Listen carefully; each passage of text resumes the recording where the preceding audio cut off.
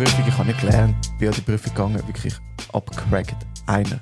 So, erlernte Hilflosigkeit ist für mich so ein Modell, das so schwer konkretisierbar, klar greifbar ist, weil es mit so vielen Sachen zusammenhängt. Das ist eigentlich das Gegenteil von Selbstwirksamkeit.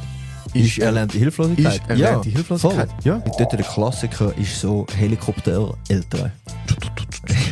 Helikopter!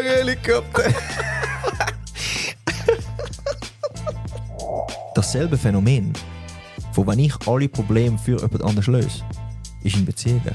Ja, ich finde das krass.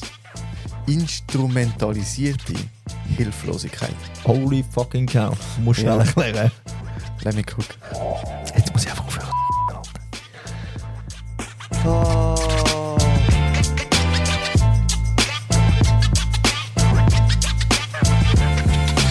Hallo miteinander und herzlich willkommen zu Kopf raus. Wir sind zwei Psychologen aus Zürich. Neben mir hockt der Tim, ich bin der Ivo und wir begrüßen euch ganz herzlich zu der heutigen Folge. Tim, wie geht's dir? Mir geht's gut, danke. Schön. Ich habe bald Ferien. Ich bin momentan ein bisschen auf die Ferien am Hinschaffen und freue mich dann fest. Ich hoffe, es wird richtig krasses Wetter, weil ich habe 1-2 Projekte im Garten. Und das ist natürlich ein bisschen geiler, wenn es ein schönes Wetter ist. Definitiv. Wie geht's dir? Mir geht's gut. Mir geht's tipptopp. Ich finde es komisch, dass wir am Nachmittag aufnehmen. Es ist eine andere Energie am Nachmittag als sonst nehmen wir immer am Morgen auf. Aber du, gemittet, tipptopp. Gemittet? Gemittet. Huh. Centered? Ja. Schön. Jetzt würde ich sagen, hauen wir die Big News raus. Gerade am Anfang? Gerade am Anfang. Let's go. Weil jetzt hören am meisten noch zu und es ist uns sehr wichtig, es ist ein Herzensprojekt. Let's go. Hau raus. Was aber nicht soll heissen, dass er nach diesen Big News einfach findet, oh, jetzt habe ich den Podcast gelesen, ciao zusammen. Nein, Big News. Guys, wir haben es in der letzten Folge leicht angetönt. Wir möchten euch sehen. Und wir werden das machen. Wir haben einen Partner mit FlexOffice, der Büroräumlichkeiten anbietet. Und wir dürfen Vorträge in ihren Büroräumlichkeiten abhalten. Wir haben 4 geplant das Jahr. Alle 2 Monate. Wir starten Ende April. Und zwar im Prime Tower mit einem Vortrag, der etwa 1,5 Stunden geht, zum Thema Networking. Wir haben eine Website. Auf dieser Website kann man Tickets kaufen. Ihr könnt also jetzt auf kopfchaos.ch gehen und dort euer Ticket holen. Wir haben aktuell für den ersten Vortrag einfach nur 40 Plätze. Das heisst, macht schnell, wenn ihr dort dabei seid. Ja. Genau. Es ist am 28. April 26. Es fängt um 5 Uhr an und etwa 1,5 Stunden und nachher noch ein bisschen Meet and Greet, können wir noch ein bisschen schwätzen, austauschen. Meet and Greet, als wären wir so Influencers. Es ist einfach, Aber wir sagen einander Hoi, wir reden ein bisschen. Ja. Ja. Aber ja.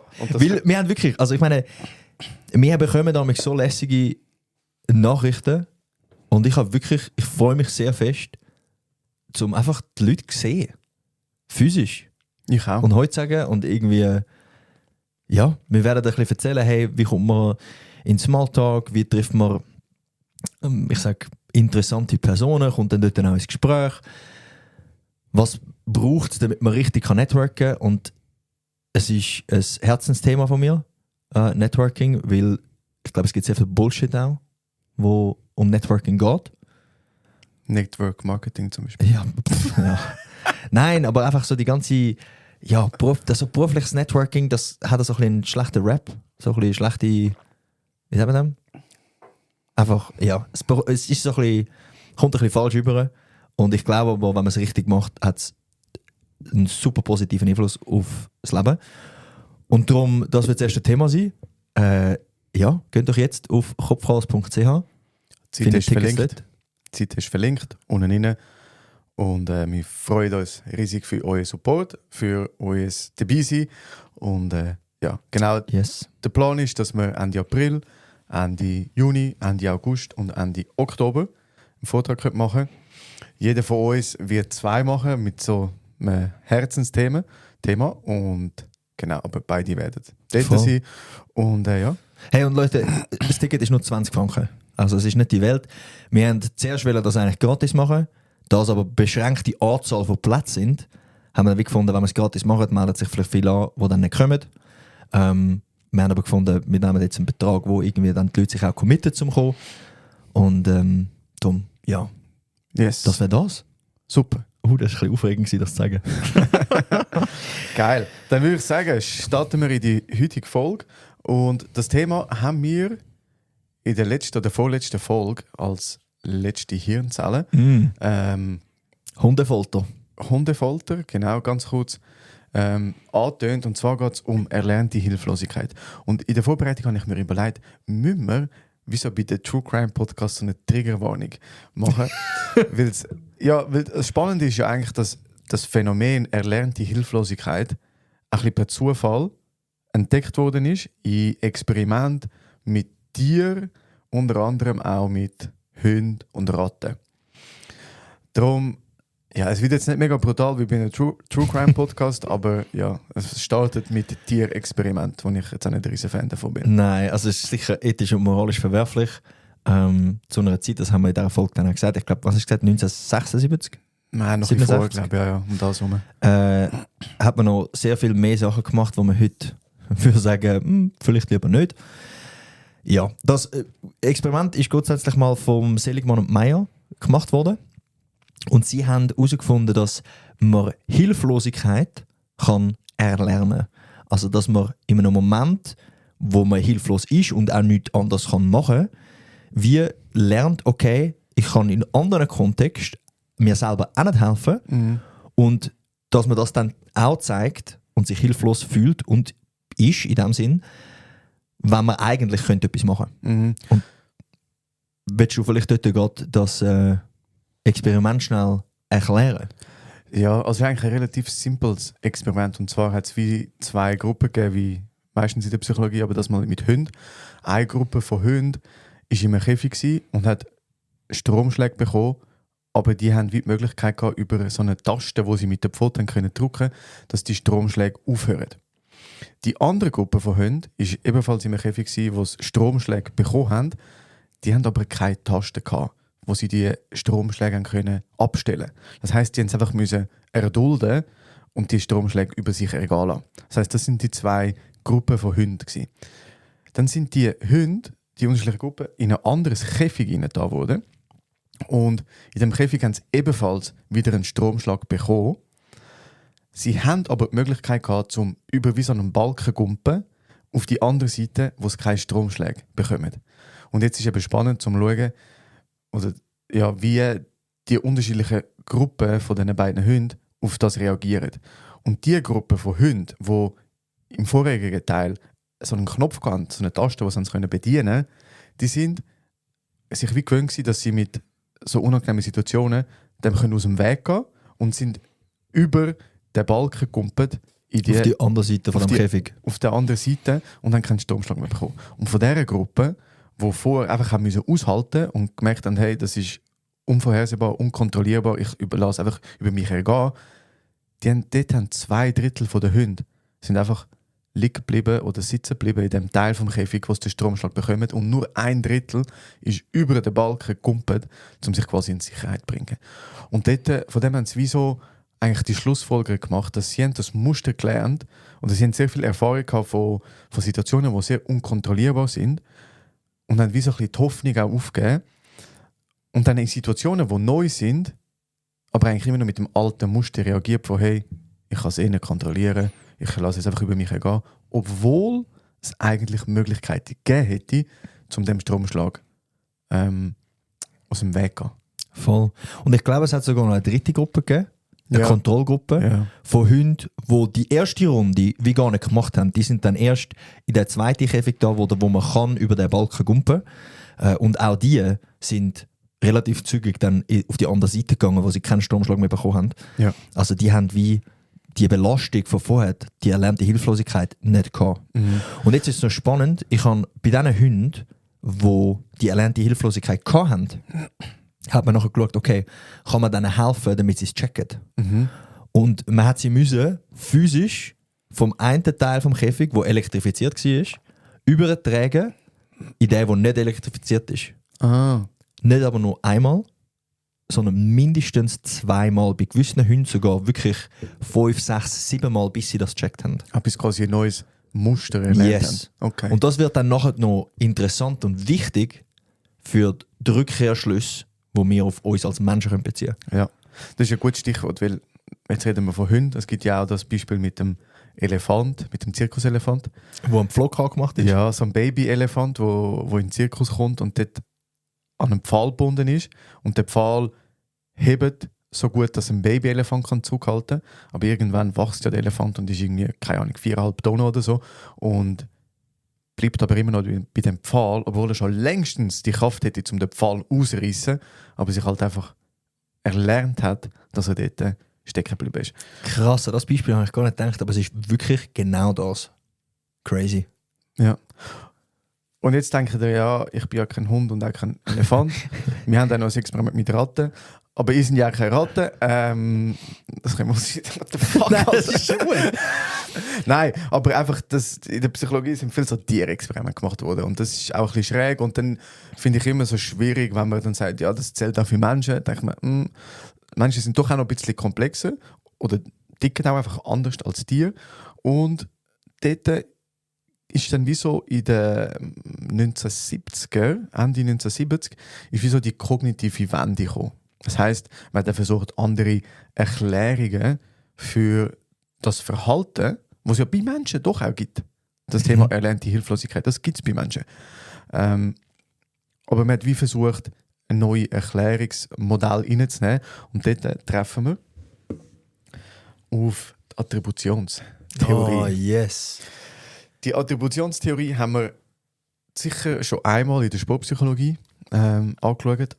Und sie ist einfach so gut und die kann man eigentlich in jedem Bereich von seinem Leben auch brauchen. Und die Attributionstheorie wird jetzt da genutzt, um das Phänomen zu erklären, warum man nach genügend oder nach mehreren Erfahrungen von Unkontrollierbarkeit und Hilflosigkeit das Verhalten auch in neuen Situationen zeigt. Und zwar gibt es wie so 3 Dimensionen von der Attributionstheorie, wo man sein Verhalten kann einschätzen kann.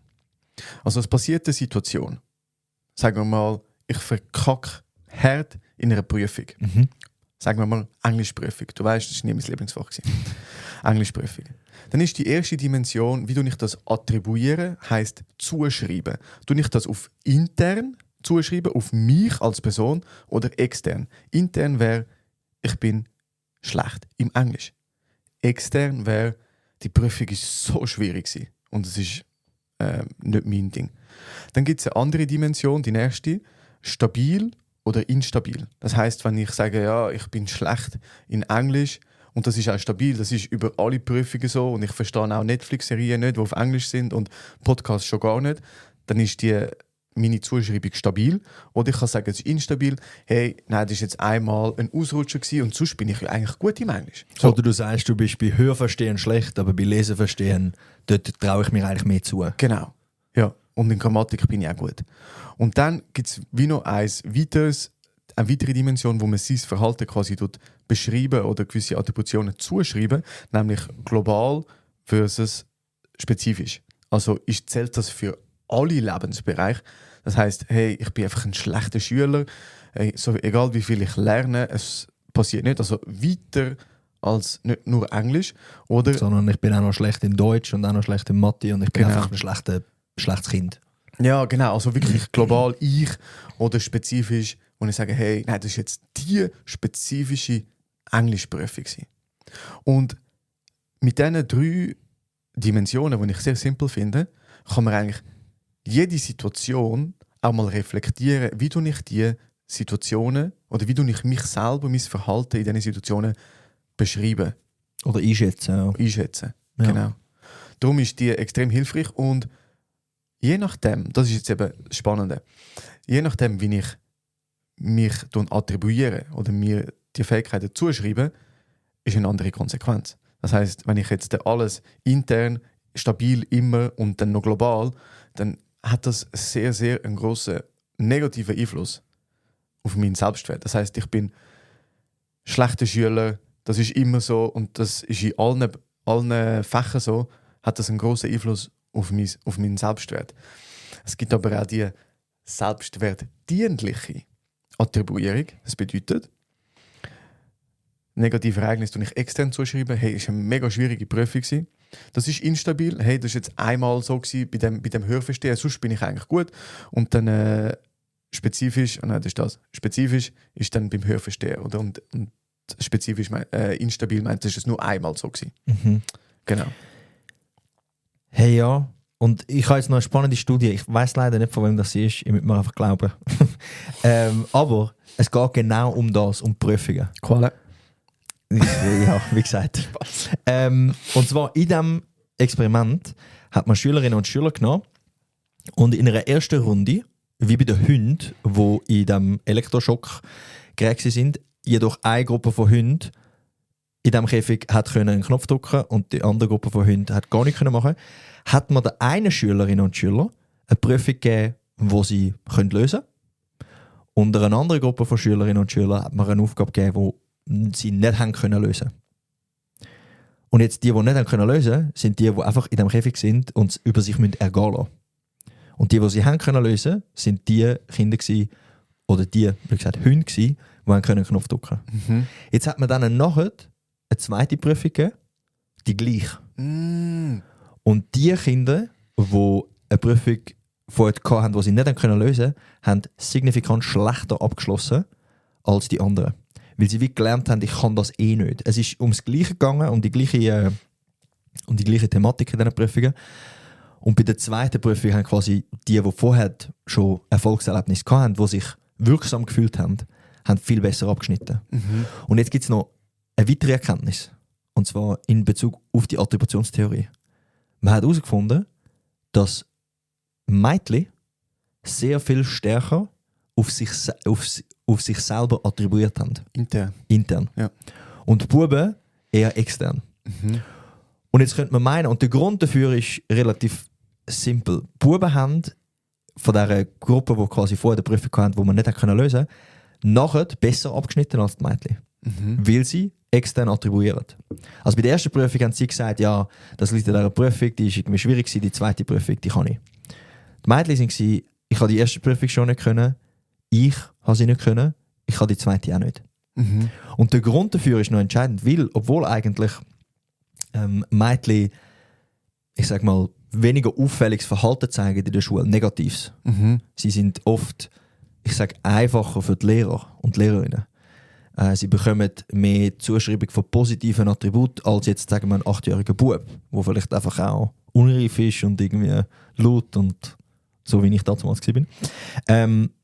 Tun sie anfangen, auf sich selber attribuieren. Also Frauen tun tendenziell mehr auf sich selber attribuieren, intern, als Männer. Mhm. Weil der Bub, wo die ganze Zeit gesagt wird, ey, du bist quasi, du tust immer so und du bist zu laut und du störst den Unterricht, die können viel einfacher nachher dann sagen, so, ja gut, es liegt an dem Lehrer. Ah. Oder es liegt an dieser Klasse. Mhm. Oder ich bin halt so. Mhm.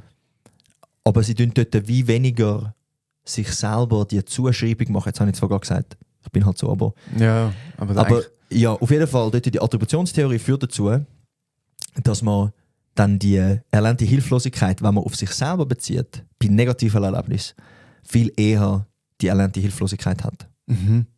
Mhm. Hey, ich finde es mega spannend und ich habe mir überlegt, so in der Vorbereitung, wo habe ich mal das Verhalten Das erlebt. gehabt von erlernter Hilflosigkeit und ich muss dir ehrlich sagen, es ist genau, als ich so 17 war, im Englischunterricht. Wirklich? Hey, und das ist jetzt meine Seite von der Story, gell? Aber ich habe mich wirklich nicht vertraut mit dieser Lehrerin. Ja. Wirklich nicht. Das war schon auch ein bisschen älter, gewesen, ich glaube schon über 60 gewesen. Und ich glaube, sie hat auch wirklich keinen Bock mehr auf mich, weil ich bin auch anstrengend war dort. Und ich weiss noch, ich bin in der Klasse weitergekommen und mir so gesagt, ja, easy, Englisch bis jetzt easy gewesen, oder? Und dann haben wir sie als neue Lehrerin gehabt. Und so die erste Prüfung, ich habe nicht gelernt, bin an die Prüfung gegangen, wirklich abgecrackt. Einer. Wirklich mit dem einen. Ich habe auch meinen einzigen Einer, wo ich mich mag daran erinnere, in meinem Leben, ist, wo ich 2 Monate im Gimmi war und eine Englischprüfung hatte. Bro, es ist wirklich so einer, okay. Und dann habe ich so gemerkt, aha. Das heisst, ich muss in dem Fall doch lernen, dass ich dort kann eine gute Note schreiben. Und dann ist eigentlich so, dort ist der Prozess gestartet. Ich gesagt, okay, ich tue mich jetzt mit dem zusammen, ein Kollege von mir, der die Heime Englisch redet. Oh, krass. habe ich mit dem gelernt. Ist ein Kollege, er ist tiptop und gesagt, hey, komm, gehen wir zusammen in die Bibliothek, lernen wir zusammen. Und dort bin ich so, boah, richtig schlecht in Englisch gewesen. Wie alt bist du gewesen? 17. Ah. Oder 16 ist am da so. Ja. Und dann, okay, jetzt bin ich ready für die Prüfung. Bin an die Prüfung gegangen. Wieder verkackt. Ich habe einen Zweierzug bekommen. und sie hat mir das, ich weiß nicht, ich habe das so interpretiert, aber so richtig provokativ auf den Tisch gelegt und mich so angelächelt. Und ich habe, weil sie mich angelächelt hat, bin ich so gewesen, es ist eine gute Note und Tag, ein 2. Und dort hat die Spirale angefangen. Also ich habe wie eine Erfahrung gehabt, dass ich Kontrolle über das Ergebnis nicht habe, weil ich habe wirklich gelernt. Wie die so Hunde, die dort drinnen sitzen und keinen Knopf drücken können. Ja, und dann hat es angefangen. Hey, und dann bin ich so gewesen, eben, ich habe eine negative Attribuierung gehabt. Ich kann es nicht. Ich kann kein Englisch. Auch wenn du lernst. Auch wenn ich lerne. Ja. Es hat angefangen. Hey, und dann wirklich motivational. Also ich habe keine Motivation gehabt. Ich bin nachher in den Unterricht gehockt und habe gestört. Ja. Heisst, ich habe die Beziehung mit dieser Lehrerin noch mehr belastet. Es ist wirklich so gewesen, hey, es braucht nicht mehr viel und dann bist du weg, oder? Und dementsprechend ist die Spirale wirklich abwärts gegangen und ich habe wirklich verkackt. Verkackt in Englisch. Und ich habe nachher meine Strategie gesehen, dass ich in den anderen Fächern einfach muss besser sein, dass ich die hure Englischnoten kann kompensieren. Also hat es eigentlich etwas Positives gehabt? Ja, aber eigentlich nicht, weil, weißt du noch, wo wir zusammen anfangen zu studieren und sie das erste Mal uns eine Studie gegeben hat auf Englisch. Hat dich gestresst. Und das ist meine ganze Erfahrung mit Englisch ist eigentlich mega schlecht gewesen, obwohl ich noch 3 Monate in Irland war und dann eigentlich Englisch gelernt habe. Ja, aber die reden anders Englisch. Ja, und ich bin jetzt nicht der beste Schüler dort gewesen. Aber eben, das hat für mich schon auch nachhaltig einen Einfluss gehabt mit Englisch. Mittlerweile ist es gut, finde ich so. Also mein Umgang. Ja. Das Englisch ist okay. Ja. Ist nicht schlecht. Ja, so, kann mich unterhalten. Ja. Das ist noch lustig, dass du das sagst, weil ich habe mich auch gefragt, hey, wo habe ich erlernte Hilflosigkeit erlebt? Und ich habe jetzt nicht so viele Beispiele. Jetzt, wenn du das aber so erzählst, kann ich 1:1 das mitnehmen vom Französisch. 1:1. Wirklich. Ich habe jetzt meinen Lehrer in der Sek nicht so wahnsinnig lässig gefunden. Habe dort auch Schwierigkeiten gehabt. Habe dann dort zum Teil auch massiv gelernt. Keine gute Noten zurückbekommen. Okay, massiv gelernt ist vielleicht übertrieben. Ich habe gut gelernt. Aber es hat wirklich keinen Unterschied gemacht in den Noten.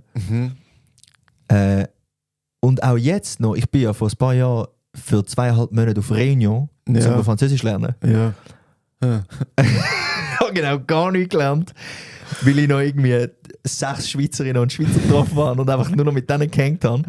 Und ich bin aber nachher von dieser Reise zurückgekommen und bin so gewesen, also wenn ich es so nicht schaffe, Französisch lernen, wie soll ich dann in meinem Leben noch Französisch lernen? Und wenn du das jetzt so sagst, bin ich so, okay, vielleicht muss ich dort dann auch mit dem Mindset arbeiten. Und wie schauen so, okay, wie du nicht extern attribuieren. Vielleicht, oder? Ich bin dann immer so gewesen, so gut, ich schaffe es nicht. Wenn ich es dort nicht einmal schaffe, wie soll ich es dann da in der Schweiz schaffen? Aber es sind ja 6 Schweizerinnen und Schweizer dort gewesen. Nicht, dass ich ihnen jetzt die Schuld gebe, aber ich tue wie am Kontext Verantwortung geben und den Kontext attribuieren und sage, hey, es hat halt an dem gelegen, musst halt dem nochmal eine Chance geben. Also, Podcast ist unterbrochen, ich gehe die nächsten 3 Monate auf Frankreich chat zusammen. Nein, aber das ist, ich glaube, das ist schon noch entscheidend. Ja, und ich meine, das ist jetzt ein Beispiel, oder? Weil ich bin wirklich so gewesen, hey, was gibt es alles für Beispiele? Und ich bin dann so ein bisschen auf die Recherche gegangen und auch bei mir dann so ein bisschen geschaut und es gibt sehr viel. Gewisse sind gravierende Situationen. Es gibt sehr viel in deinem Leben? Nein, sehr viele Beispiele. Aha, ja. Aber auch in meinem Leben, ich meine, das ist jetzt ein Beispiel gewesen. Und ich glaube, es kommt nicht immer in die Situation, dass ich nachher erlernte Hilflosigkeit habe. Aber der Mechanismus kann in sehr vielen unterschiedlichen Situationen auftauchen. Ich meine, auch beim Arbeiten, wenn dein Input... Dein Input? das sind wir jetzt wieder beim Englisch. Nein, wenn dein Input nicht geschätzt wird und du eigentlich wirklich willst hinweisen, dass etwas so nicht funktioniert und jedes Mal du einfach überstimmt wirst, merkst, hey, da habe ich keinen Einfluss, es ist unkontrollierbar, dann lerne ich das und sage, hey, ich sage gar nicht mehr. Obwohl vielleicht die anderen Situationen, wenn ich etwas sagen würde es etwas ändern, aber ich habe wie gelernt, vielleicht in dieser Firma, in diesem Kontext, in dieser Firmenkultur, wenn ich etwas sage, bringt es nichts, also hocke ich auf meinen Schlitten und Sag nichts mehr.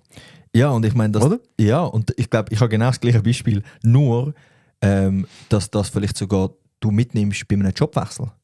Eventuell, ja. Also ich habe vor ein paar Monaten gerade eine im Coaching gehabt, wo es genau um das gegangen ist. Sie hat negative Erfahrungen gemacht bei ihrem Job, hat dort probiert, sich irgendwie positiv einzubringen. Das ist permanent untergraben worden. Sie hat wie keine Wirksamkeit erlebt.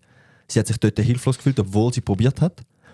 Und jetzt wechselt sie den Job und jetzt ist dort eine wichtige Aufgabe, dass sie schaut, dass sie die erlernte Hilflosigkeit nicht mitnimmt in den neuen Job, sondern dass sie sich dort kann einbringen und dass sie kann irgendwie Sachen verändern, Sachen ansprechen und ein positives Klima erzeugen. Und ich glaube, das ist so entscheidend, weil dort haben wir nachher wieder den Vergleich zu diesen Hunden. Wenn du im gleichen Job bleibst und sagen wir, der Hund ist in einem Käfig, wo er nichts machen kann, dann ist das sein. Aber wenn du nachher in eine neue Situation kommst, in einen neuen Kontext, wo er über den Balken gumpen / im neuen Job sein, dann musst du unbedingt erkennen, dass du über den Balken kannst gumpen und dass du Sachen kannst bewirken und nicht einfach in deinem Eckli sitzt und die Stromschläge einfach hinnimmst. Ja. Ich glaube, das ist so wichtig. Und für mich, ich muss dir sagen, ich habe die Vorbereitung recht schwierig gefunden. Weil so erlernte Hilflosigkeit ist für mich so ein Modell, das so schwer konkretisierbar, klar greifbar ist, weil es mit so vielen Sachen zusammenhängt. Eben, wir haben jetzt von Attributionstheorie geredet. Jetzt kommt's. Und ich habe nachher dann noch gefunden, so, ja gut, aber das kann ja auch konditioniert sein. Konditionierung könnt ihr, by the way, glaube Folge 5. Also, darf ich noch etwas sagen? Ja. Das Experiment Ja. sie haben ursprünglich Experimente zur Konditionierung Ja. gemacht. Oder? Ja. Wie lernen nicht Hunde oder Menschen, besser gesagt, ja? Ja. Das heisst, du hast dort die Dings. Nachher, was auch noch kommt, ein weiteres Modell aus der Psychologie, ist Selbstwirksamkeit. Du hast es auch etwas anderes gemeint. Ja. Aber hit me. Grundbedürfnis. Grundbedürfnis kommt dort auch. Selbstwert, Schutz und Orientierung und Kontrolle. Und vielleicht sogar noch Lust und Unlust. Ja. Ist alles geil. Wenn ich auch keine Orientierung und Kontrolle habe, eben, es ist unkontrollierbar, ich weiß nicht, was auf mich zukommt. Plus, ich habe keinen Einfluss auf das nehmen. Ja. Plus, hängt es an meinem Selbstwert auch noch. Oder? Also die beiden Bedürfnisse auf jeden Fall, die dort massiv unter Beschuss sind. Ja, ja. Und ja, dann ja. eben, wie du sagst, ich habe sogar irgendwo gelesen, dass eigentlich das Gegenteil von Selbstwirksamkeit Ist erlernte Hilflosigkeit. Ist erlernte Hilflosigkeit. Voll. Ja. Und ich meine, dort gibt es nachher dann auch Studien, die aufzeigen, wie fest das erlernte Hilflosigkeit oder im Umkehrschluss Selbstwirksamkeit zusammenhängt mit psychischen Problemen, also Depressionen und andere quasi Sachen, die man nicht will haben. Und auch, was ich schockierend gefunden habe, mit physischer Gesundheit. Also durch die Stresshormone auch und irgendwie durch, also die Selbstwirksamkeit fördert all diese Sachen. Es geht mir besser, psychisch, physisch. Und die erlernte Hilflosigkeit macht all die Sachen schlechter. Und ich finde, ich habe es wirklich noch schwierig gefunden, weil ich so nicht kann sagen, das ist erlernte Hilflosigkeit. Das ist nicht wie ein Grundbedürfnis, wo du kannst sagen, es sind die 4 Grundbedürfnisse, that's it. Sondern es hängt an so vielen Sachen an. Und ich glaube, was wirklich entscheidend ist, dass man sich das einfach mal bewusst wird und in seinem eigenen Leben beobachtet. Ja. Und dann erst merkst, dort ist es ein bisschen dabei und dort ist es ein bisschen dabei. Das ist, also mir ist genau gleich gegangen und als ich mich vorbereitet habe, bin ich so gewesen, ich habe so fest verknüpft. Und mir ist wie so der Fünfer gefallen, und ich gemerkt habe, als Beispiel Grundbedürfnis, das ist wie so ein Grundmodell, wo du unterschiedliche Sachen kannst beschreiben. Und erlernte Hilflosigkeit ist wie ein Phänomen, wo man unterschiedlich kann beschreiben kann, was wir jetzt gerade gemacht haben. Ja, ja. Oder? Und so ist es vielleicht auch einfacher zum Verstehen und Einordnen, weil erlernte Hilflosigkeit ist für mich wie noch ein extreme Konsequenz von einer sehr selbstwertschadenden Attribuierung. Aber per se ist die, ist die Attributionstheorie, kann man für so viele Sachen benutzen. Oder? Ja, ja. Und darum finde ich es eigentlich eine geile Folge, wo wir jetzt, also ein geiles Thema für die Folge, weil es ist spezifisch auf ein Thema, aber man kann das für ganz viele unterschiedliche Sachen brauchen, oder? Also, komm, wir bringen noch ein paar Beispiele. Du hast jetzt ein Beispiel gebracht vom Job, wo ich meine, der Klassiker, die erlernte Hilflosigkeit, wird sehr oft erforscht und gebraucht in dem pädagogischen Kontext, also mit Kindern. Und dort der Klassiker ist so Helikoptereltern. Helikopter!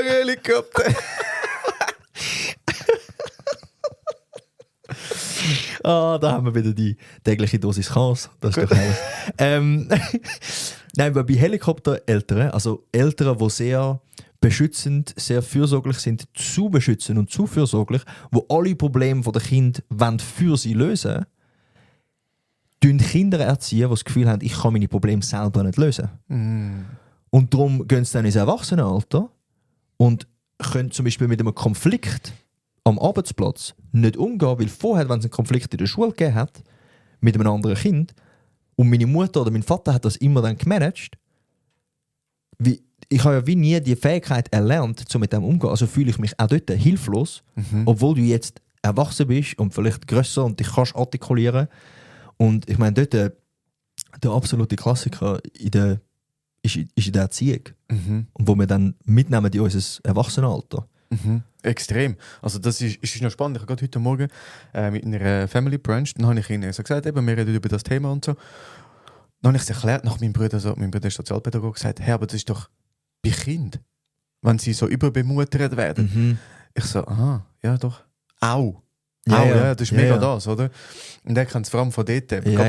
Und was halt auch ist nicht nur bei Überbemutterung, sondern bei inkonsistenten Eltern.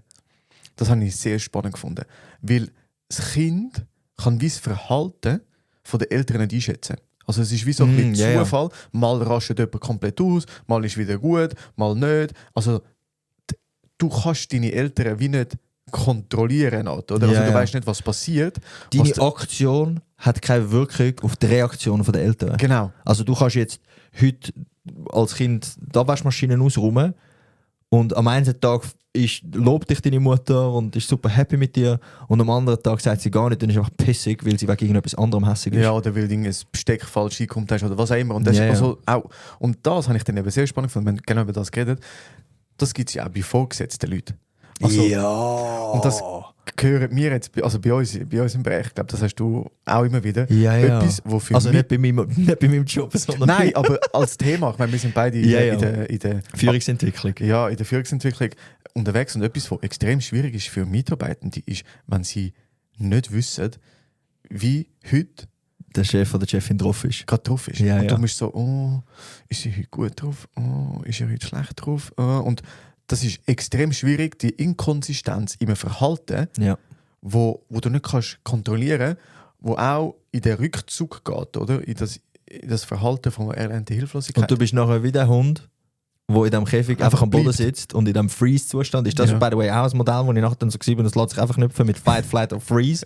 Wo ich so war, Freeze ist einfach erlernte Hilflosigkeit, wo schon auch noch erschreckend ist. Also bei Kindern sollte man in dem Sinn eigentlich Raum geben, zum Fehler machen, zum Sachen selber lösen. Und ich glaube, das ist relativ klar. Wo mir dann aber noch bewusst worden ist, ich habe auch noch 2 kranke Beispiele. Ist dasselbe Phänomen, von wenn ich alle Probleme für jemand anderes löse, ist in Beziehungen. Ja. In Partnerschaft, mit Freunden, im Kollegenkreis. Wenn es gibt die Leute, und ich zähle mich da selber auch dazu, ja, erzähl weiter, ja. Wo alle Probleme, wenn ein Kollege oder eine Kollegin zu mir kommt, dann geht mein Kopf direkt, okay, wie kann ich das Problem lösen? Ich glaube, das haben hure viel. Und ich glaube, dort ist es so wichtig, dass man sich zuerst mal überlegt, hey, wie kann ich die andere Person befähigen, dass sie die Probleme selber lösen kann. Weil wenn ich über längere Zeit immer wieder einfach nur unterstütze und ich dann mal nicht da bin, die andere Person ist so, ja, ich kann sie nie lösen. Er oder sie hat sie mir für mich gelöst. Ja. Und dort entsteht dann auch die erlernte Hilflosigkeit. Und ich meine, du hast das jetzt mit Problemen lösen. Ich finde das spannend. Ich habe mit unterschiedlichen Leuten, die das in ihrem Freundeskreis haben, schon über das geredet. Jetzt nicht nur um Probleme, sondern sagen wir gehen Boys Trip oder Girls Trip in die Ferien. Wer plant? Immer die gleiche Person. Das stimmt. Und die andere Person traut sich das vielleicht gar nicht zu. Genau, weil das wie so das Muster ist, das wir erlernt haben. Jemand macht immer Planung von den Flügen, vom Hotel, vom Mietauto. Und die anderen sind dann so, ja gut, ich habe da gar keine Kontrolle drüber. Ich sage einfach, wohin will ich und dann bin ich happy. Und wenn du mal etwas machst und irgendetwas schief geht, dann ist es immer, ja, ist ja klar gewesen. Ja, und dann bist du halt, hey, ich gehe zurück, mache dir.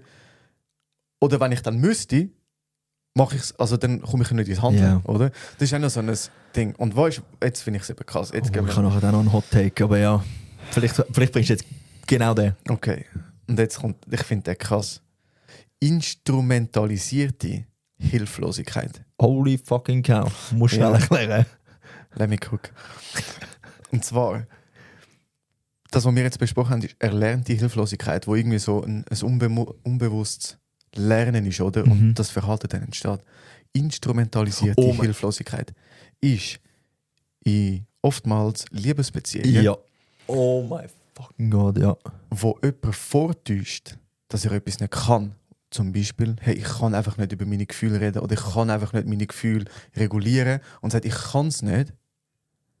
Und das dann wie eine Art ist, zum Macht in dieser Beziehung Zum Liebe bekommen. Du tust- bekommen. Ja, ja. Und Mit Liebe erpressen. ja, und da habe ich dann ein bisschen darüber gelesen, dass geht dann halt schon auch so ein bisschen das narzisstische Persönlichkeitszeug. Was jetzt, Rein- was jetzt nicht heisst, dass wenn ihr schon mal ein ähnliches Verhalten gezeigt habt, dass ihr gerade direkt Narzisstin oder Narzisst sind, sondern einfach, also weil ich glaube, wir alle erleben das irgendwo Ja, sicher. auf irgendeiner Ebene. Darum sage ich ja Okay, narzisstische Zeug. Okay, okay. Ich Aber kann auch, dass man das nicht falsch versteht. Ja, nein. Du weißt, ich bin sehr vorsichtig mit dem Wort. Ja. Ich bin sehr vorsichtig mit dem Wort. Aber narzisstische Zeug, Ja, ja, Tendenz. ja, ja. Ich habe aber, also, mega Punkt. Und jetzt kommt mein Hot Take, wo in eine ähnliche Richtung geht. Mm. Heute ist ein bisschen spezieller Vibe. Wieso? Ich weiß nicht. Aber also, egal. Der Hot Take, den ich habe, ist, wenn in Beziehungen du auf die andere Person angewiesen bist für Emotionsregulation. Also dir geht es nicht gut und du suchst dann Hilfe von außen, von deinem Partner oder von deiner Partnerin. Jetzt muss man aufpassen. Es gibt Situationen, wo es sehr wichtig ist, dass man gar keine Hilfe suchen. Wenn das aber immer und immer wieder gezeigt wird und man kann fast nicht mehr selber sich emotional regulieren, dann hast du auch dort entwickelt sich eine emotionale und erlernte Hilflosigkeit. Und ich glaube, es ist so wichtig, auch in Liebesbeziehungen, dass man einander die Chance gibt, um die eigenen Emotionen selber zu regulieren. Ich glaube, oder es ist ultramenschlich und auch etwas Schönes, dass wenn man die andere Person sieht, wenn es ihr nicht gut geht, emotional, dass man sofort will helfen. Mhm. Und ich frage mich aber, ab welchem Punkt passiert es, dass man es zu oft macht, Mhm. sodass die andere Person verlernt, um selber die Emotionen zu regulieren. Und das ist jetzt ein hoher schmaler Grad zwischen Zwischen da sein. der toxischen, meistens maskulinen Art von ich muss alles alleine durchstehen und ich brauche keine Hilfe. Und aber auch diese Beziehungen, wo ich wie so das Gefühl habe, so, ich funktioniere nicht mehr als einzelne Menschen. Die sind so angewiesen aufeinander. Mhm. Oder? Und ich kann gar nicht mehr getrennt voneinander. Also das ist jetzt ein hoher schmaler Grad. Ich habe eine Hypothese. Alright, hit me. Ich glaube, das merkst du erst, wenn du schon drin bist. Und zwar, wenn immer die gleichen Dynamiken auch stattfinden. Also wenn du merkst, es entstehen immer neue Probleme, eine Art. Oder immer die gleiche Art, wie man miteinander in Kontakt ist. Mhm. Weißt du, was ich meine? Mhm. Wenn- Wie soll ich sagen, wenn die Beziehung nicht mehr so vielfältig ist. Oder Wenn sich Muster immer wiederholen. ja, Okay. oder das Muster, und das ist dann immer so ein bisschen, etwas passiert, ich mache das, sie macht das, und das ist immer das gleiche Muster. Also sagen wir so, das Muster wiederholt sich von, ich habe einen schlechten Arbeitstag gehabt, ich komme heim, bin gestresst und meine Partnerin kommt zu mir und reguliert meine Emotionen, schaut, dass es mir gut geht. Mhm. Irgendwie, ich muss mich nicht mehr um Essen kümmern, ich muss nicht mehr irgendwie den Haushalt machen daheim. Mhm. Und das löst bei mir dann einen Stress. Und am nächsten Tag wieder, ich komme gestresst vom Arbeiten und das Muster wiederholt sich. Ja. Zum Anstatt Beispiel dass ich selber lerne, hey, was muss ich dann verändern, dass ich nicht so gestresst vom Arbeiten heimkomme. Ja, zum Okay. Beispiel. Und darum, weil es ein Muster ist, braucht es auch ein Weile, bis du halt erkennst. Und darum sage ich, du merkst erst, wenn du drin bist. Okay, ja, Das sehe ist ich. eine Hypothese, gell? Keine Ahnung, aber ich könnte mir es vorstellen. Sehe ich, ja. Ja. Genau. Hast du noch ein Beispiel? Weil sonst komme ich noch mit dem erlernten Optimismus. Oh, schön. Lösungen. Gib mir noch eine. Ich glaube, so gesundheitlich ist es noch ein riesiges Ding. Ich glaube, wenn man sich wie so vorgenommen hat, hey, ich will jetzt mal abnehmen oder ich will sportlicher werden und das dann nicht klappt, obwohl man vielleicht sich an Vorgaben gehalten hat, die einem in einem YouTube-Video gesagt werden oder wo einem die Ärztin oder der Arzt sagt, dort kann enorm viel erlernte Hilflosigkeit entstehen. Und dort kommt man zurück auf unsere Folge zu Ziel. Ich glaube, was dort dann sehr fest hilft, sind so Prozessziele. Also nicht sagen, hey, ich will 10 Kilo abnehmen, sondern sagen, hey, ich will 3 Mal in der Woche so und so viel Sport machen. Dass du wie das kannst erreichen. Weil wenn du es dann schon wieder nicht schaffst und ich erlebe das bei mir ein bisschen, und da gibt es jetzt vielleicht schon ein Outing. Ich konsumiere Nikotin in so kleinen weißen Beuteln. Und ich habe mir jetzt schon 2-mal gesagt, ich will aufhören. Ich habe es 2-mal nicht geschafft. Und dort entsteht bei mir gerade so ein bisschen erlernte Hilflosigkeit von ich kann es nicht. Und vielleicht ist die Folge jetzt gerade wichtig, für mich auch, um das mal reflektieren und sich zu überlegen, hey, wie gehe ich, weil jetzt gerade, ich bin gerade nicht motiviert, um es zu probieren. Ja, das ist intern attribuieren. Also jetzt, Ja. wir können das Ja, gerade ja. durchgehen. Also ich bin jetzt gerade am schauen, du tust intern attribuieren. Ich kann es nicht. Ja. Du tust zwar als es ist auch stabil, Ja. es ist immer so. Und es ist auch ein bisschen, was ist globalisiert? Nein, es ist spezifisch. Ich will Ja, sagen, es aber ist es ist ja- spezifisch ja, auf aber das jetzt los. Thema. Okay. Ich habe aktuell, also eigentlich ist die Motivation da, zum weniger am Handy zu sein. Aha. Und zum weniger Netflixen und zum weniger einfach Medien zu konsumieren. Mhm. Und die Motivation ist eigentlich da. Mhm. Aber ich mache keinen Versuch, zum zu sagen, weil ich bin wie so, ich bin halt einfach süchtig, ich bin halt einfach dran. Und ich frage mich dort, ob dort eine gewisse Komponente drin ist, wo sich das überlappt. Und ich so bin, okay, ich schaffe es mit Nikotin nicht, ich schaffe es also auch Handysucht nicht. Ah, spannend. Aber ja, ja. ja. Spannend, aber das ist ein sehr gutes Beispiel. Ich sehe Wo- eigentlich da schnell, wir müssen da eine Couch haben, da könnt ihr da ein bisschen...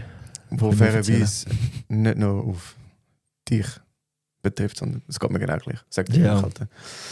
Ja Mann, es ist... Gutes Beispiel, ja. ja. Es ist heavy. Aber jetzt geben wir noch Optimismus. Weil, vielleicht sagst du mir ja jetzt, was ich muss machen muss, Ja, damit ich das schaffe. okay.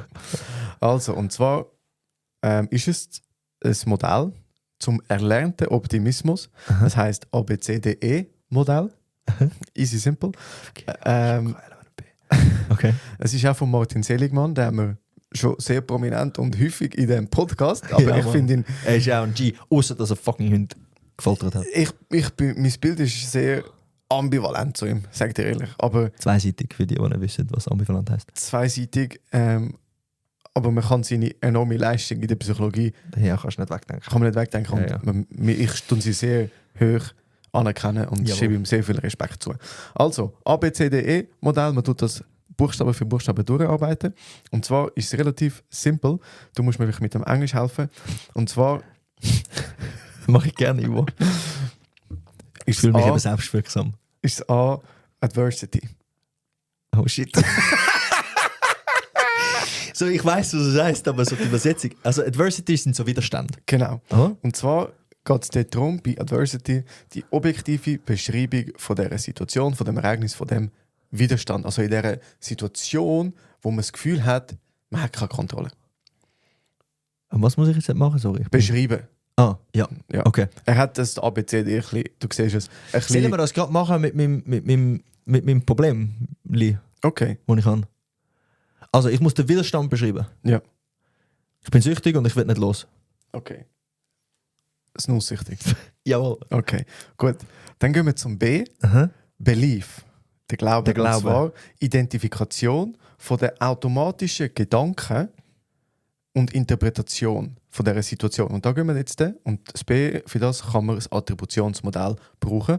Haben wir jetzt sogar gemacht. Und zwar, du beschreibst, dass es intern das Problem an dir liegt. Mhm. Und muss ich dann das jetzt umattribuieren? Also Noch muss nicht. ich, okay. Noch nicht. Das ist das B. Einfach mal das Einfach verstehen. verstehen, Okay. wie du nicht das Ja. attribuieren. Ja. Dann kommt das C, Consequences, also Konsequenzen? die Reflexion. Die Reflexion über die Gefühle, wo die Attribuierung, beziehungsweise die Gedanken, die dabei ausgelöst werden bei dieser Attribuierung. Mhm. Also Konsequenzen von der Attribuierung. Ja. Also wenn ich sage, ich schaffe das nicht, weil zum Beispiel ein Glaubenssatz, den ich habe, ist, ja, Leute mit ADHS sind sehr, also haben eine Prävalenz zum süchtig sein. Mhm. Also Leute mit ADHS zeigen oft ein höchstes Suchtverhalten, entweder Spielsucht, Konsumsucht, Drogensucht. Und ich bin wie so, ja, ich bin halt süchtig, weil ich habe ADHS. Ja. Okay, das ist jetzt sehr kognitiv gewesen. Aha. Was für Gefühle kommen dabei? Was löst das aus? Die Gedanken? Jetzt brauche ich dann wirklich eine Couch. Hilflos. Von, ja, ich habe halt das ADHS, das geht nicht weg. Und es ist für mich sehr viel anstrengender als vielleicht jemand, der kein ADHS hat. Was nicht unbedingt muss sein. Aber das ist jetzt einfach der Gedankengang. Ja, okay. Danke fürs Teilen. Was? Ich brauche wirklich eine Couch. Das ist gerade schön gewesen. Danke fürs Teilen. Du siehst, ich tue meine emotionale Unsicherheit gerade mit Humor. Mit Humor Humor ist, okay. ist eine riesige Ressource auch für das. Ja. Und ist auch oftmals eine gute Strategie. Dann D ist Disputation, was bedeutet, dass man sich jetzt Situationen sucht oder einfach. Disputation. Ja. Okay. Also eine aktive Widerlegung von diesen Gedanken, Okay. von den alten Erklärungen. Also jetzt tut man quasi Jetzt machst du Umstrukturierung, Okay. kognitive Umstrukturierung. Also jetzt müssen wir es aktiv widerlegen. Die Okay. Gedanken. die Also das ich auslöst. tue jetzt meine Glaubenssätze anpassen und sage, ich habe sehr viel später mit Nikotin angefangen und man weiß aus der Entwicklungspsychologie, dass unser Hirn, wenn wir früher anfangen mit Drogenkonsum, ich nenne es jetzt mal einfach eine Droge, und vielleicht müssen wir das schnell sagen, die weisse Nikotinsubstanz in einem Beutel ist nicht Koks, sondern ich weiß, sondern sind Snusbeutel. Wenn man jung ist und früher anfängt mit so Nikotin, wird man sehr viel abhängiger. Und ich habe sehr spät damit angefangen. Ja. Also eigentlich müsste es für mich einfacher sein als für andere. Ja. Zudem kommt, ich habe in meiner Vergangenheit auch schon sehr oft einen starken Willen gezeigt Mhm. und müsste das eigentlich können. Hast du mir ein Beispiel, wo du konkret den starken Willen hast können umsetzen? Ich gebe dir eins, einfach weil ich es lustig finde. Ich habe als Kind mal einfach von mir aus gesagt, ich glaube einen Monat kein Zucker zu essen. Mhm. Und meine Eltern sind so, ja, mach das 3 Tage und nachher ist es vorbei. Aber ich habe es dann effektiv einen Monat nicht gemacht. Mhm. Und ich glaube, das ist so ein Beispiel von, manchmal einfach so, setze ich mir etwas in den Kopf und dann passiert das halt. Ja. Oder ich setze mir in den Kopf, einen Podcast zu machen und jetzt machen wir halt einen Podcast. Ich setze mir in den Kopf, dass ich jetzt in meinen Ferien ein Hühnerhäuschen baue und 3 Hühner hole und das mache ich jetzt. Du setzt dir in den Kopf, dass du dich selbstständig machst und das Yes. machst du seit Jahren. Jawohl. Ich weiß nicht wie viel, aber seit mehreren Jahren. Ich habe jetzt dann 4-Jähriges. Okay. Nein, 3-Jähriges. Ja. Klar. Und gibt es auch Beispiele, wo du sagst, dort habe ich erfolgreich etwas gestoppt, jetzt wie das mit dem Zucker? Weil ich kenne dich jetzt ja doch schon länger und du hast schon aktiv Das stimmt. oftmals Etwas angegangen. 3 Monate kein Alkohol, ohne Problem, Ja. aktiv. Du hast ja schon lange nicht gesnusst. Ja, ich habe mal für ein paar Minuten aufgehört. Eben, ja. Ja. Aber was ist jetzt deine Frage? Also wir sind jetzt Solche bei... Beispiele sammeln, bei D, Disputation, also Für Widerlegung, was steht Disputation? Widerlegung. aktive Widerlegung von dem internalen Glaubenssatz, den man hat. Aha. Und jetzt hast du ein paar Beispiele gesammelt, oder? Wo du merkst, Mhm. Ich muss es glaub, gar nicht internalisieren, oder? Sondern ich habe ja ganz viele Beispiele in meinem Leben, Dass ich das eigentlich kann. dass ich das kann. Mhm. Und dann geht es eigentlich darum, beim E Energization, also energetisieren, dass die Beschreibungen, die du jetzt gegeben hast, oder? Und das sind ja gerade aus dem Nichts, sind da 4, 5, 6 Beispiele gekommen, wo du sagst, hey, ich kann das ja. Dass die Energie nutzt und dann in die Zielformulierung gehst und wenn du in der Situation bist, wo die alte Attribuierung kommt, merkst du, hey, ist nicht intern. Ich kann das. Oder dass du das wie extern attribuieren und die positiven Internalisierungen wieder führen nimmst. Okay, und ich sehe jetzt quasi in dem 5. Schritt mit E, Energie, Die nutzen. und gerade in die Tat umsetzen. Im besten Fall, ja. Oh shit. Das ist der Ablauf. Ja. Also. Da können wir es natürlich auch gut koppeln, die jetzt die Heime gerade mitgemacht, oder gerade mitgemacht haben. So bei Ehe, das finde ich der Punkt, der noch so ein bisschen schwammig ist, jetzt für die Umsetzung oder jetzt gerade bei so Verhaltensänderungen. Und ich glaube, wir haben sehr viele Folgen, wo es um Verhaltensänderungen geht. Das kann sein bei Zielsetzen, das ist die SDT-Theorie, Selbstbestimmungstheorie, was braucht es zur Motivation, zum Dranbleiben. Ich glaube, oder Grundbedürfnisse, die kann man auch noch dazu nehmen, um das ein bisschen, um da noch ein bisschen das Fundament unterlegen bei Energization. Es geht darum, dass man die positive Energie aktiv vorholen kann. Jetzt gerade mit so Gegenbeispielen, mit so Widerlegungen von den aktuellen Glaubenssätzen. Ich nutze jetzt das Ivo. I feel it! Wir haben, du hast jetzt gerade ein paar Folgen genannt, wie zum Beispiel auch Self-Determination Theory, wo ich glaube die letzte Folge war. Ja. Und vielleicht hat es gerade die 2 Folgen gebraucht. Aber ich höre jetzt aufs Nuss. Wie sind wir da gelandet? Wie sind wir da gelandet? Das ist, ich will sagen, das ist, weil wir beide relativ unstrukturiert in den Podcast gestartet sind. Ultra. Aber ich kann jetzt sehr, sehr. Also wir sind jetzt ein bisschen abgedriftet. Wir sind plötzlich von einem Podcast in eine Selbsttherapie gegangen. Aber ich glaube, das ist okay. Ja, das versprechen wir ja auch ein bisschen mit unserem Podcast. Du tust das jetzt gerade souverän umsetzen. Danke, einer fürs Team. Doch, ich mache das jetzt. Wirklich. Ich bin diese Woche bei meinem Arzt gewesen. Und wir haben uns ein paar Sachen angeschaut. Und dann habe ich ihm gesagt, dass ich snooze. Und er hat mich sehr enttäuscht angeschaut. Sehr enttäuscht. Und es ist so doof eigentlich. Es ist so doof. Okay. Gut. Ich habe noch 2 Snooze-Döschen, falls die jemand will, soll er sich melden. Oh shit, ja. Okay, also vielleicht müssen wir noch mal schnell, ich bin jetzt gerade ein bisschen lost, aber vielleicht gehen wir es noch mal schnell durch. Die selbst erlernte Optimismus setzt sich zusammen aus A bis E und auf Deutsch zum einen Widerstand benennen. Also was genau irgendwie haltet dich davon ab? Nein, wir haben eine objektive Beschreibung von der Situation. Okay. Objektive Beschreibung von der Situation. G, Glauben, also was sind deine Glaubenssätze? Ja. So ein bisschen verstehen, hey, was genau führt bei mir dazu, dass das so ist? Was löst die Situation bei mir für Gedanken und Interpretationen aus? Dann haben wir K für Konsequenz. Und dort ist, ich beschreiben, was löst die Interpretation von dem Ereignis? Was löst das bei mir für Gefühle aus? Und dort sind wir nachher bei der Attribution auch. Ja. Dann suche ich nach Widerlegungen. Also was gibt es für Gegenbeweis? Hey, wo habe ich das vielleicht schon besser gemacht? Ich suche eigentlich nach so Beweis, wo das widerlegt, wo ich jetzt da glaube. Ja.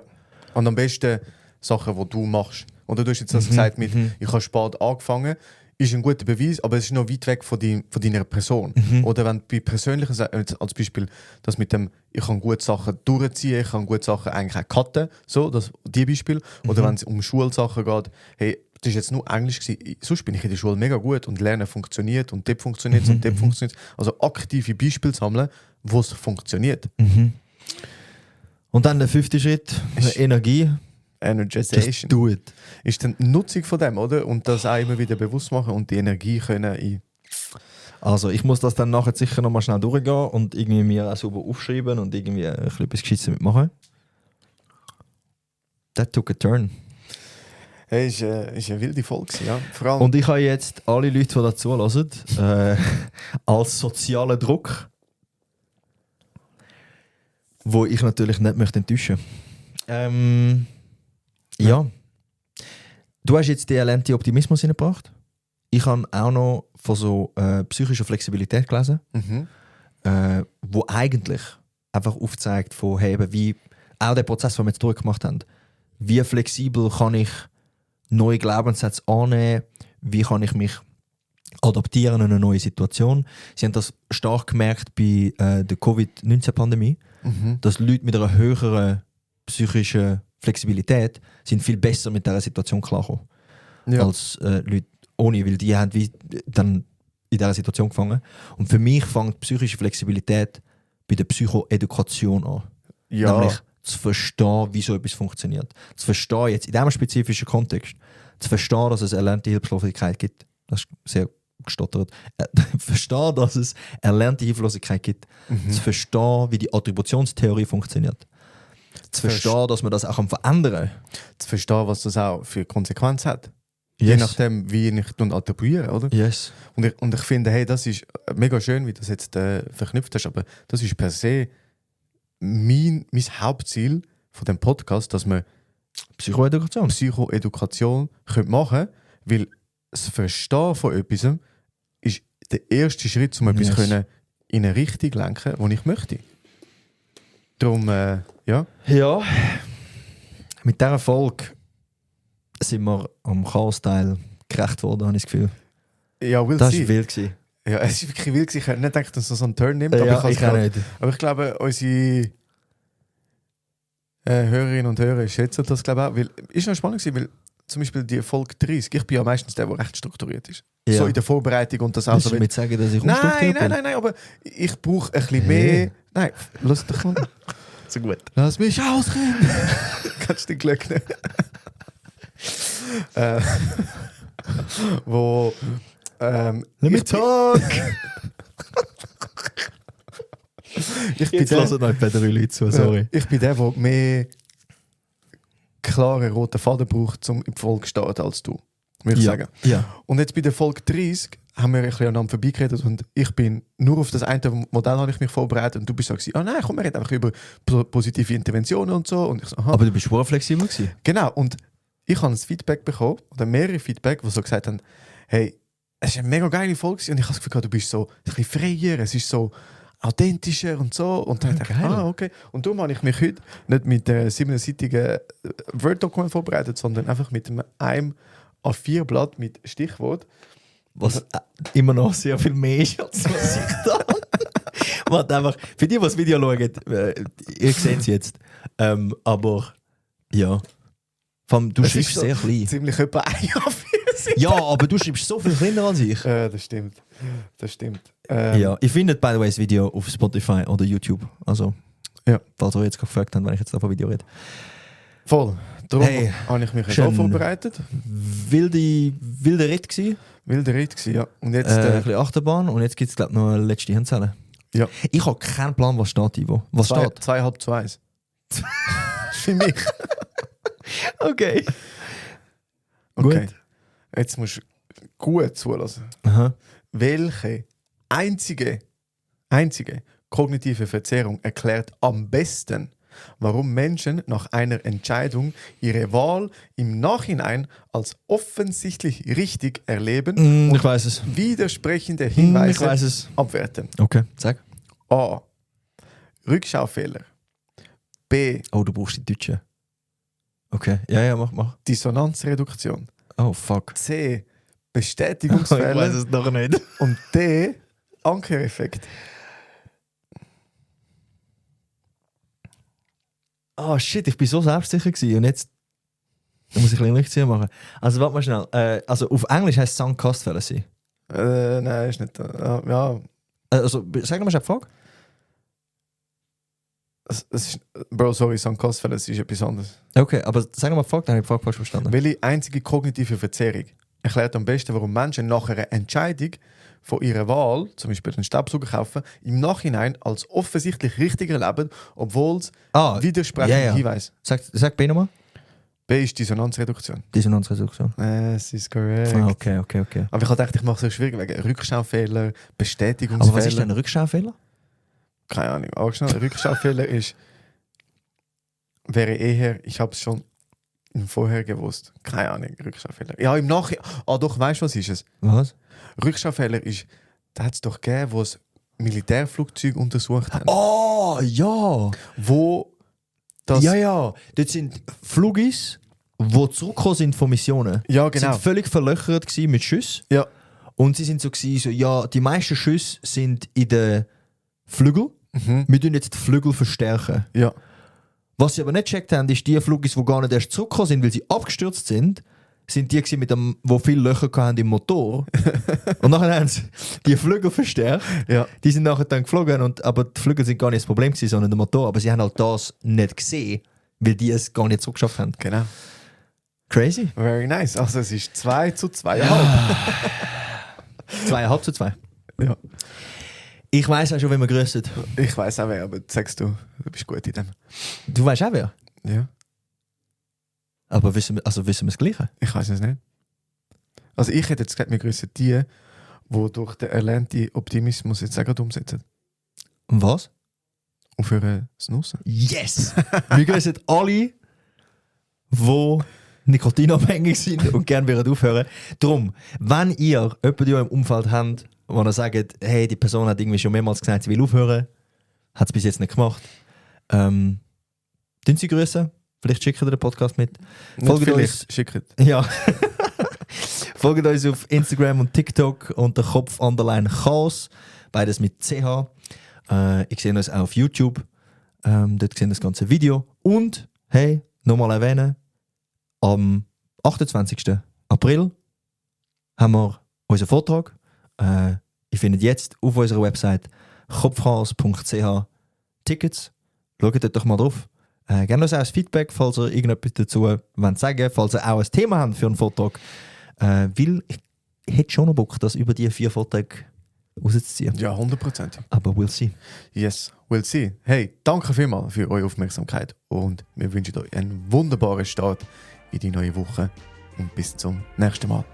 Ciao zusammen. Tschüss zusammen. Jetzt muss ich einfach aufhören.